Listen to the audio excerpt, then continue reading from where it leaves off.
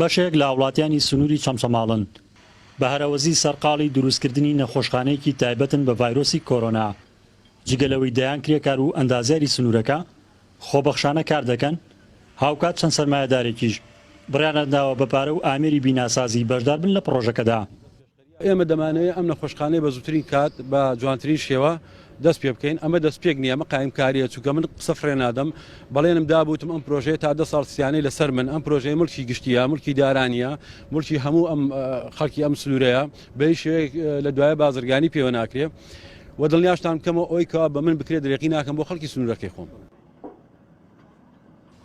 ڕووبەری 4400 متر دووجا زەوی بۆ پرۆژەکە تەرخان کراوە و بڕیارە نەخۆشخانەیەکی 60 قەرەوێڵەیی لە ماوەی کەمتر لە 2 هەفتەدا لەسەری دروست بکرێت.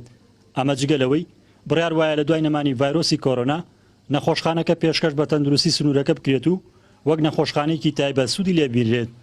ئەم نەخۆشخانەیەوە دیزاینمان کردووە لە داهاتووە دوای تەواوبوونی ڤایرۆسی کۆرۆناش وەکو نەخۆشخانەیەکی گشتی سوودی لێببینێت، چونکە نەخۆشخانەیەکە 60 قەرەوێڵە بە مەوادی عەزل و بە مەوادی نوێ دروستەکرێ. ئەم مەوادانە هەم بۆ ساردی و هەم بۆ گەرمی باشن. شوێنەکە شوێنێکی گشتیە، سەر جادەیەکی گشتیە، ئەتوانرێت بۆ نەخۆشخانەی مناڵان بێ، بۆ فریاکەوتن بێ، بۆ نەخۆشخانەی گشتی بێ سوودی لێببینێ. لە سنووری بەڕێوەبەراتی تەندروستی چەمچەماڵ تەنها یەک مەڵبەندی تەندروستی تەرخان کراوە بۆ گومان لێکراوانی هەڵگری ڤایرۆسی کۆرۆنا. لە ئێستاشدا دوو خێرخوازیتری ناوچەکە بینایەکی بازرگانی خۆیان ڕادەسی تەندروستی قەزاکە کردووە کە مەزەندە دەکرێت جێگای 200 قەرەوێڵەی لێ بێتەوە. تەندروستی چەمچەماڵیش لە ڕێگەی خێرخواز و ڕێکخراوەکانەوە لە هەوڵی دابینکردنی ئامێر و پێداوی پزیشکەکانن بۆ بیناکانیان. بیناکەمان زۆر گەورەیە، هەموو بەشێکی تایە، بەشی ئەمەلیاتی تایە، بەشی ئیشاعی تایە، بەشی مختبەراتی تایە، بەشی خەوتنی تایە. بیناکە 1253 مەترە وەکو پێم وتی لە 4 نهۆمی گەورە پێگاتوە، ژێری کامل گەراجە، بۆ هەموو بەشێک ئەبێت لەوەی زیاتر لە 200 نەخۆش بتوانی لێرە بیخێنی.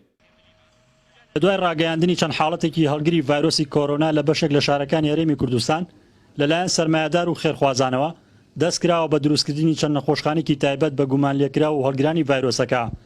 تا ئێستاش لە سنووری قەزای چەمچەماڵ تەنها یەک حاڵەتی هەڵگری ڤایرۆسی کۆرۆنا ڕاگەیەنراوە کە منداڵێکی تەمەن 4 ساڵان بوو و لەگەڵ خێزانەکەی لە وڵاتی ئێران گەڕاونەتەوە و دانیشتی و ناحەی تەکەی سەر بە قەزای چەمچەماڵن. ڕزگار جەبارێن ئارتی، چەمچەماڵ.